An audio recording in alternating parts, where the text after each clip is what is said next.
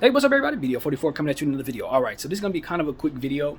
Obviously, it's a lot going on. If you follow my channel, it's like it's hectic in my world, and you're gonna see a lot of different things in my life very soon. But nevertheless, I still got the basketball to talk about, and Chris Paul has just been waived.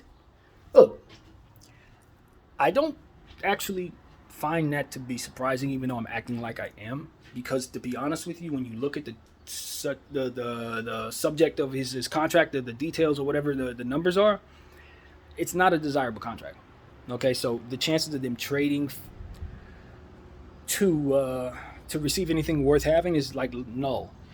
Essentially, his contract is sort of like Russell Westbrook's in the sense that you got to pay people draft picks to just want to take that up off you. So, given the fact that even if the Suns wanted to do that, they don't have really any draft picks to give. They just need to move on from the contract, waive or stretch or whatever with that contract so that they can have the cash necessary to build around Devin Booker and KD. And I told you guys that when they put those two together this past season, it wasn't for this season's championship. It was for what's supposed to happen over the next 3 or 4 years throughout the course of the contracts that both of those guys have. So that first year was just to get them in the door.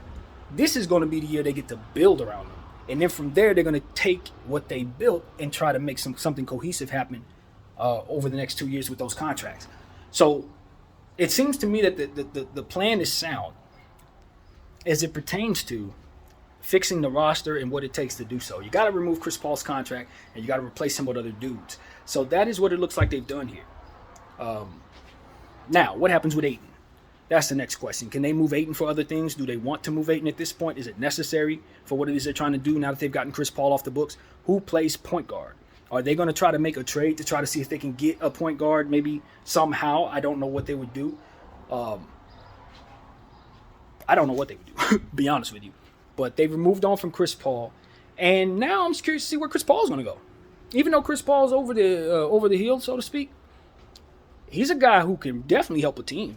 Don't think that just because he's no longer the Chris Paul he used to be, that he can't make plays for others, hit jump shots in the right role. You put Chris Paul in the right role, he can be a very helpful piece right now, especially on a minimal contract, which is what you would expect he would probably get, something less than what he's used to. So this is day one of Chris Paul, the role player, but it's also day one of Chris Paul, the possible NBA champion. The reason why I say that is because this is the opportunity for him to go to a championship level team, have a reasonable contract from which to do so, and then proceed to help that team finally win something. I think there's a chance that might actually happen. I legitimately think Chris Paul could actually end up being an NBA champion now that he's off that contract and get onto something that is a bit more flexible for the rest of the roster. And then not only that, but he can pick his own situation. Now that he's a free agent, he can go play whoever he wants. And so on whatever dime he wants, and because he's not on an exorbitant price, he can be covetable again. So this is very important because for those of us who think Chris Paul is over the hill, you got to look at it the same way we looked at Russell Westbrook. In this sense, Russell Westbrook on a $47 million contract is crap. Russell Westbrook on a $1 million contract maybe make you a champion. So Chris Paul, I see the exact same way. And I do believe that Chris Paul is going to have an opportunity to go to somebody's team, play as the starting point guard, maybe ahead of some rookie that they're about to pick up, because that's probably the move. And then from there, live like that and try to find your way around possibly ring chasing is what I would say Chris Paul's next chapter is. I listened to something he was saying earlier today. I don't remember what it was. I just clicked on it and saw his face. He was talking. Essentially what he was saying was that the injuries have derailed him.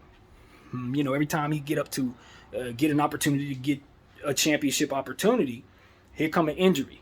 And, you know, it would hurt mentally, but at the end of the day, he would just put himself back in the mindset of having to do the work, just reset and do the work. And so that tells me that this is somebody who's now ready to take on the fruit of not having to be the guy who everything leans on whether or not they're going to win a championship.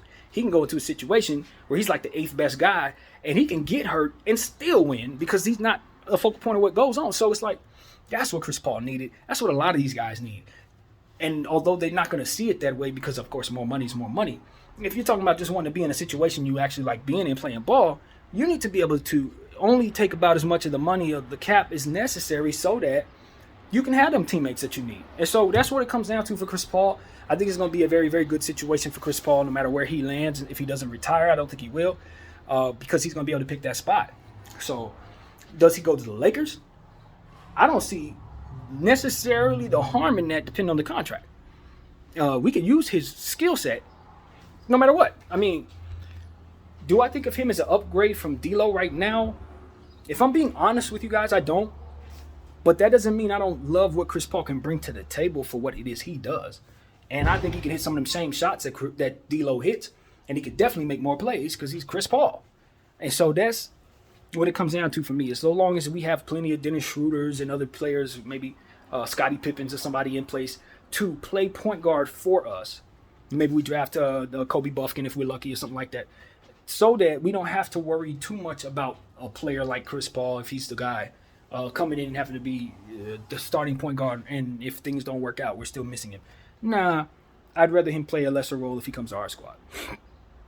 So that's just what I'm thinking. I think that the idea of him coming to the Lakers or going back to LA is pretty solid because, of course, he spent so much time with the Clippers. He probably wants to be back home, or one of his homes here. So it is what it is. I think there's also opportunities for him to go to a different spot. Maybe like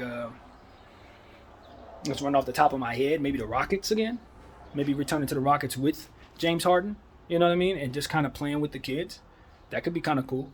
I think that might be the rule of thumb for older players going forward. It's not necessarily try to team up with one another, but maybe just kind of jump on a team with one of these young kids and just try to mentor and ride the wave to whatever success they may provide. Think of like a team like Orlando or something like that. Guy like Chris Paul just jump in on the roster in Orlando. He's going to boost that roster phenomenally, make everybody better. You know what I mean? So that type of thing is possible, and I just think with Chris Paul being at this age, as a free agent for the first time in a long time without real money being attached to his name, the possibilities are endless, and he should be rather excited about where he's headed or what could be possible once he gets there. So that is pretty much my thought in regards to Chris Paul being a free agent. Now we get to be on Chris Paul watch and figure out what exactly is going to happen with Chris Paul. So that's what I got to say. My name is BDL44. I thank you all for watching. I'm out.